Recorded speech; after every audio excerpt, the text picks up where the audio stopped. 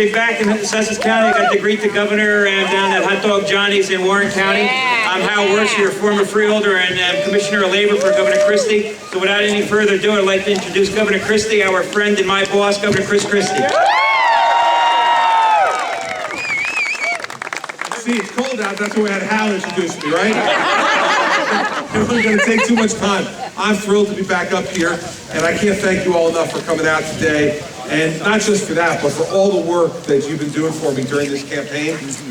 I get the numbers every week watching what's being done up here in Sussex County, the phone calls, the door knocks, all the incredible work that you're doing. So on behalf of me and Mary Pat, who is doing hockey and basketball this afternoon, I'm out on the bus. So she says hello, and I just can't thank you enough for what you're doing.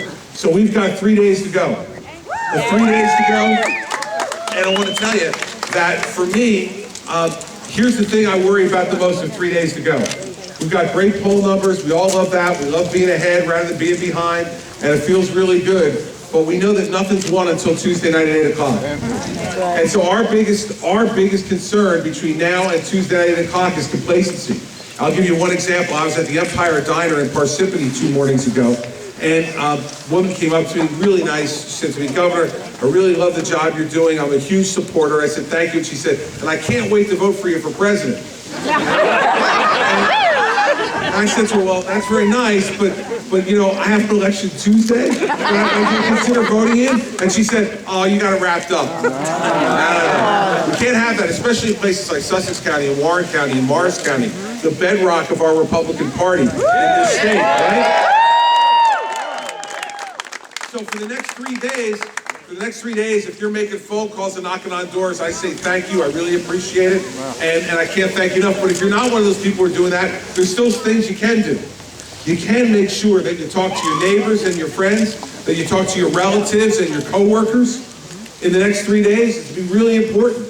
You know, the folks that you see in the supermarket checkout line, or the folks you see when you're picking up your kids from school, you know, you have some of those stickers on, keep them on. Yep. You know, and then look at me and say, I was with the governor. I've met him before. I've looked him in the eye. I've taken the measure of his record and what he's done, and I'm working for him. I'm helping him, and I want you to vote for him. I can tell you that's the most powerful thing in politics today. It's more powerful than a 30-second ad. It is more powerful than a piece of mail in the mailbox. It is definitely more powerful than those annoying automated phone calls you're getting right now. Definitely more powerful than all of those things is neighbor-to-neighbor contact. You speaking to people that know you and trust you and know you're involved, and you tell them, I'm not only voting for the governor, I'm working for him. That's powerful. That's powerful, and that's what we need to do over the next 3 days, because we do not want to go back to what the state was like 4 years ago. No way. You know, we've got all the great representatives that you have, not only in your county government, but the legislators who you sent down to Trenton from here are extraordinary. They are great supporters of mine, and they deserve your support. The entire Republican ticket, don't even bother looking someplace else. Just go across the entire Republican ticket. You got my word. They're good people. And,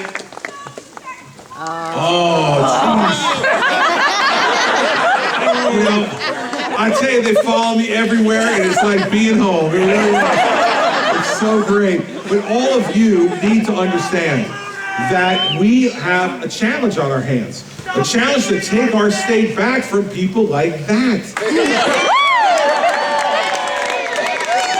That's what our challenge is. Our challenge is to bring common sense back to government, is to bring conservative values back to government, so that every day that we're working to try to empower you and your families to be able to keep more of your own money. And if you give me a Republican legislature in 3 days, I'm going to cut taxes in the first week of my new term.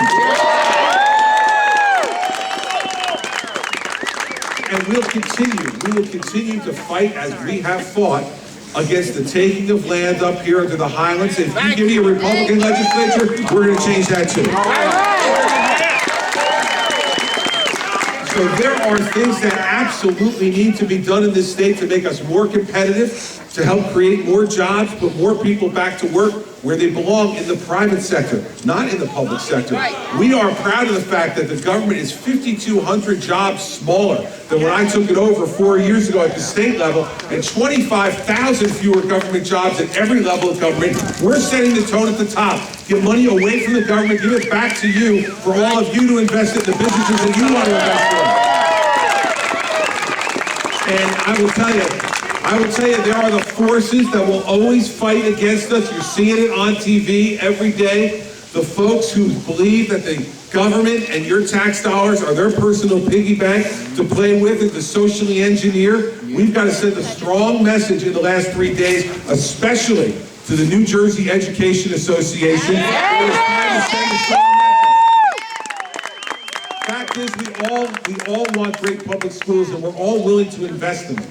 I care about that, and so do you. And just so you know about my opponent, who claims to be a friend of public education, there are 200 failing schools in this state as we speak. 200. And when she was asked about that, she said that's not a bad percentage.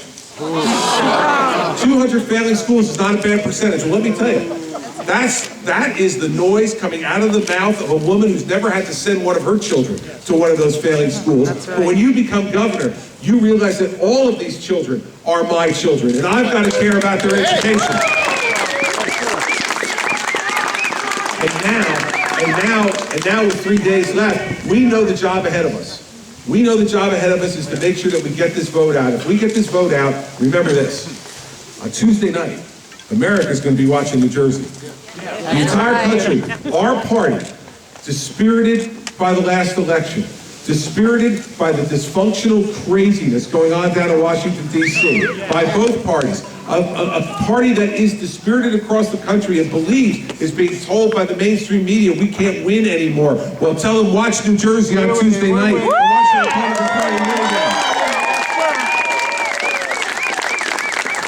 And remember, we're a minority party in this state. That's not a statement of pessimism, that's a statement of fact. 750,000 more Democrats, and watch what we're going to do on Tuesday night. On Tuesday night, all of our Republicans are going to be coming out to vote. On Tuesday night, we're going to be getting a huge share of the independent vote in the state. And guess what? On Tuesday night, I bet you I'm going to get at least a third of the Democrats in the state to vote for us.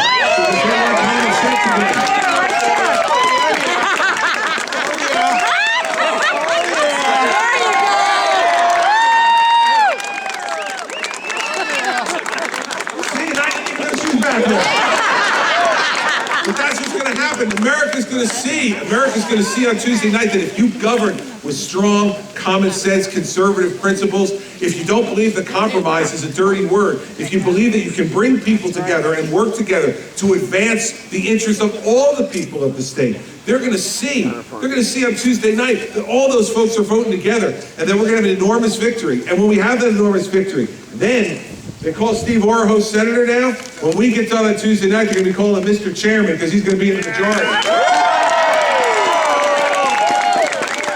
So, it's up to us. Never forget, this is a once-in-a-generation opportunity. A once-in-a-generation opportunity for our minority party. We don't get a chance every 4 years to do this, but this is the time we have the chance. People are listening to us, and they've watched our performance. It's not just about words. It's about deeds. They've watched what we've done. They know we inherited a broken and dispirited state that felt like it couldn't do anything right anymore and didn't even like itself when we took over. And 4 years later, we're back to fiscal responsibility. We're back to growing private sector jobs. We're back to lower regulation and lower taxes for our businesses. And we are back to a time, once again, when people are in charge of their government and not the other way around.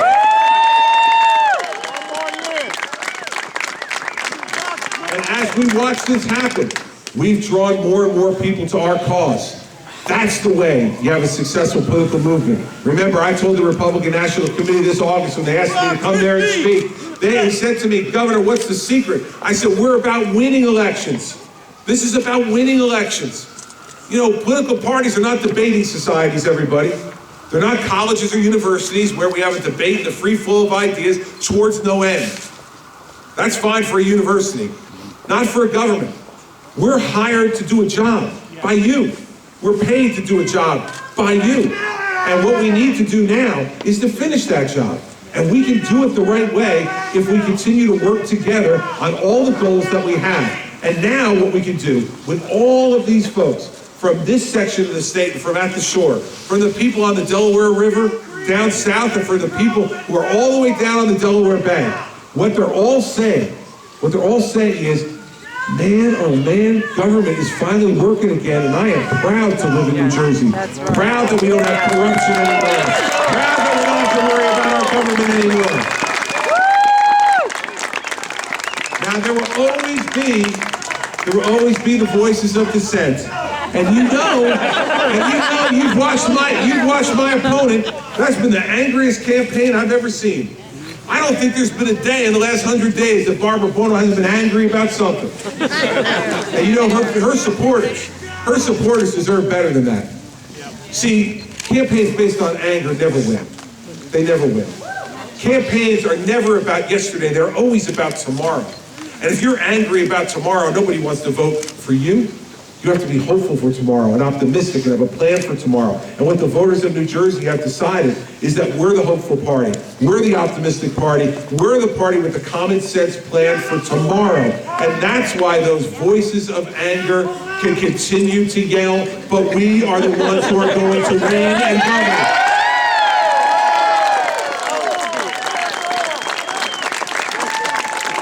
So just to show you that I'm not just asking you to do something I won't do. I got on that bus on Wednesday, and I've been on that bus since Wednesday. And I think it's Sunday, right? Because in bus years, I don't know how long I've been on the bus, but it's a long time. And we are going to, between me and the Lieutenant Governor, we are going to make 92 stops in the last 6 days of this campaign.